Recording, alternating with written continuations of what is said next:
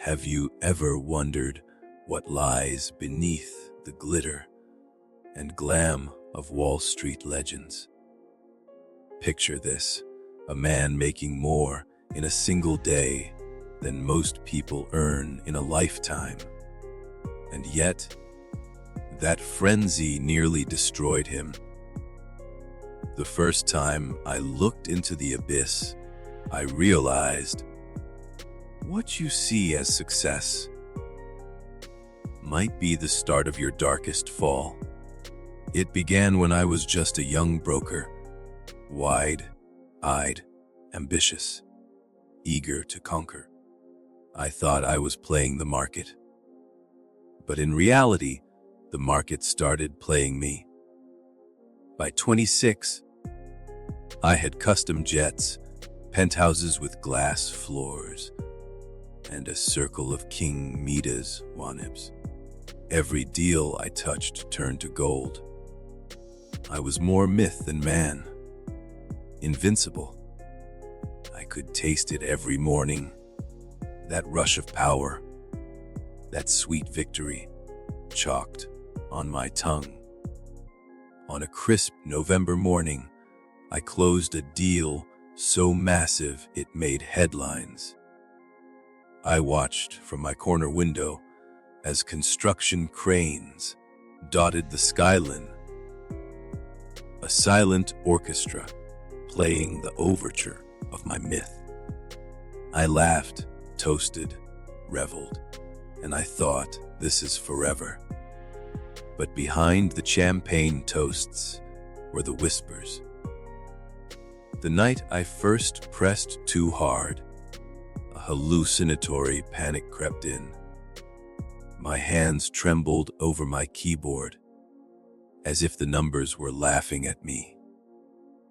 Had I built an empire, or trapped myself in a gilded cage? Then came the girls, the endless parties, the drugs. It's easy to feel powerful when you're numb. But eventually, the adrenaline wears off, and what's left is ache. I started skipping meetings, lying, making excuses. My phone buzzed with frantic messages. I stared at them, but I couldn't bring myself to respond.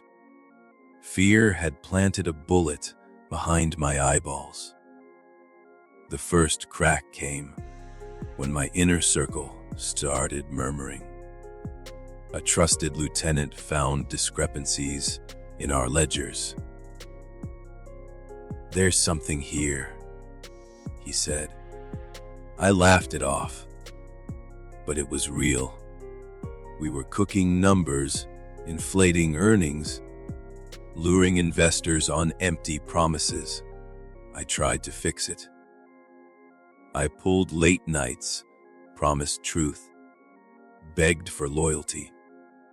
But once trust fractures, it can't be stapled back together.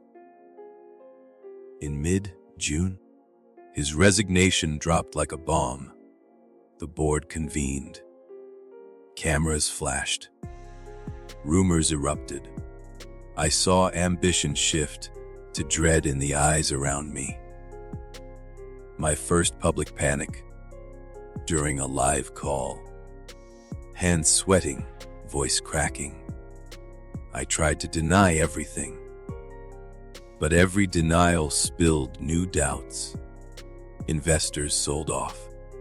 The plane sold. The penthouse off.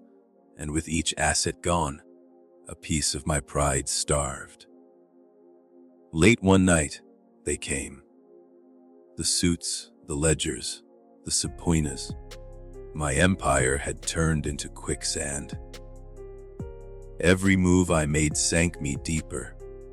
I watched my legacy dissolve on TV, not as a titan, but as a cautionary tale.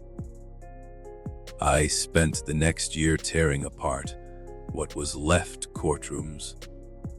Apologies louder than any celebration. And when it finally ended, I was left with nothing but single-digit bank balance, borrowed clothes, and the echo of my own footsteps. Now, 10 years later, I live quietly. I teach small groups about markets and morals, about ambition unchecked. I try to make amends for the seeds I planted in greed. Because the lesson I learned the hardest of all, that true wealth isn't measured in digits. It's measured in integrity.